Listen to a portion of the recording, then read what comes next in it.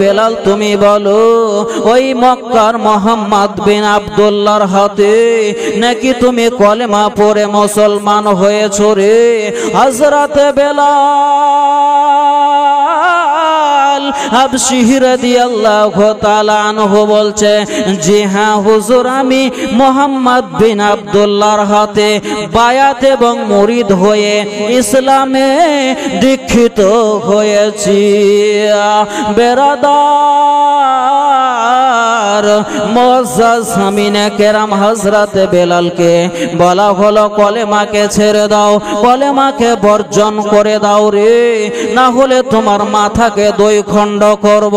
হযরত বেলাল হাবশী রাদিয়াল্লাহু তাআলা আনহু বলছেন, আমার জান যায় যাবে কিন্তু নবীর কাছে পড়া কলেমায় আমি ছাড়ব না।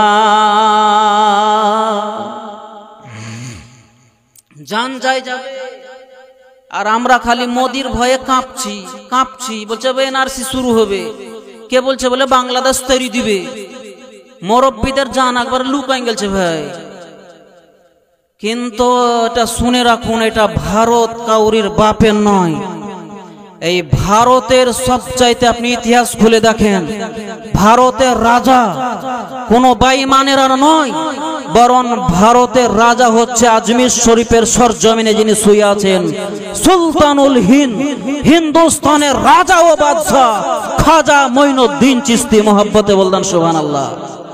আমার বাপ দাদা শুয়ে আছেন আজমিরে, আর আমি চলে যাব ছেড়ে? মানে এবার তো রাজমহল বলে নয়, আপনার ঝাড়খণ্ড রাজ্যের আপনার সিনা আরো বেড়ে গেল আমাদের। জোরে বলতেন সুবহানাল্লাহ। আজকে এই ভোটের রেজাল্ট হয়েছে সুবহানাল্লাহ, আমরা সকলে খুশি। বেরাদান ইসলাম মুআজ্জাজ বলতে গিয়ে বলছিলাম, হযরতে বেলাল বলছে জান যায় যাবে। ওই একবার পার্লামেন্টে দাঁড়াই বলছে, আমি কলমা ছাড়বো না। কি বলছেন আপনি? কি করে নেবেন আমার? রাজাকে বলছে, রাজা জল্লাদদেরকে বলছে, এই জল্লাদ, এই তাড়াতাড়ি ওই ফাঁকা ময়দানে নিয়ে যাও। তোকে ফাঁকা ময়দানে নিয়ে যাই, চিৎ করি সুমাইয়াকে যথেষ্ট সাজা দাও। হযরতে বেলাল হাবশী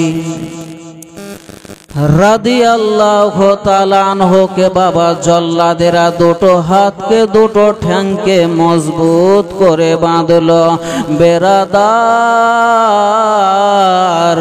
মুআজ্জাজ সামিনে কেরাম হযরতে বেলাল হাবশী রাদিয়াল্লাহু তাআলা আনহুর পিঠে এমন ভাবে চাবুক মারা হলো চামড়া যেন ফেটে যায় এবং পিঠ থেকে আপনার দরদর করে রক্ত বাহির হয়।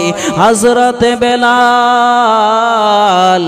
হাবশী রাদিয়াল্লাহু তাআলা আনহু তবুও মুখে আপনার গুনগুন নয়, উঁচু উঁচু আওয়াজে জোরে সোরে হযরতে বেলাল হাবশী আপনার কলেমা পড়ে যাচ্ছে না। বাপজি ভাইরা, এই করতে করতে আপনার ওই দাসেরা, ওই কর্মচারীরা বাদশাকে বলে, আব্বা হুজুর, আমরা বেলাল হাবশীর পিঠের চামড়াকে ছড়িয়ে দিলাম, কিন্তু এখন পর্যন্ত হযরতে বেলাল হাবশী কলেমা ছড়েনি, এখন উপায় কি হবে? হযরতে বেলাল হাবশী রাদিয়াল্লাহু তাআলা আনহুর ব্যাপারে বলা হলো, ওকে আবার চিৎ করে শোয়া, চিৎ করে শোয়াই দাও। চিৎ করে শোয়ার পরে আপনার এত মোটা ভারী একদম ওই গরম পাথরকে আপনার হযরতে বেলাল হাবশীর সিনাতে চাপানো হলো। আহ হাই রে কষ্ট ভাই। ওই পাথর যদি আমাদের সিনাতে চাপে তো আমাদের হাড় হুড্ডি ফাটি ভেঙে পরানপুরের একবার ওই নদীতে যাই পড়বে মনে হয়েছে। হযরতে বেলাল হাবশী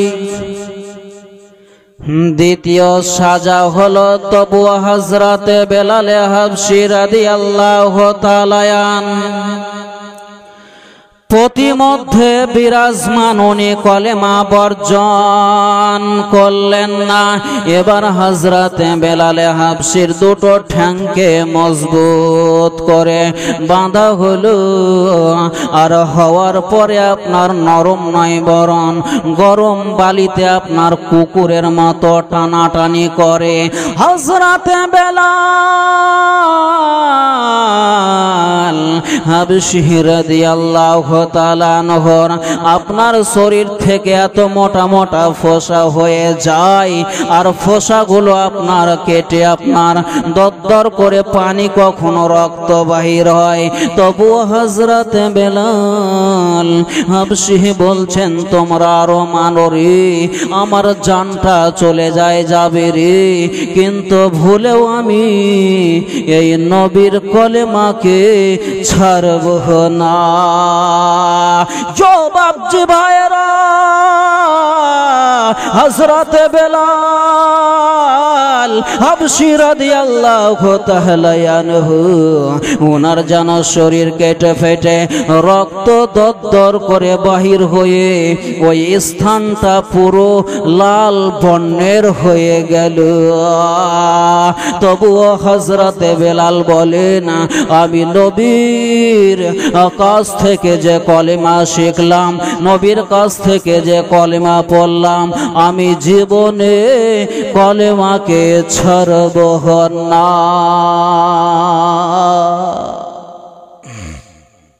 কলেমা ছাড়বেন না উনি।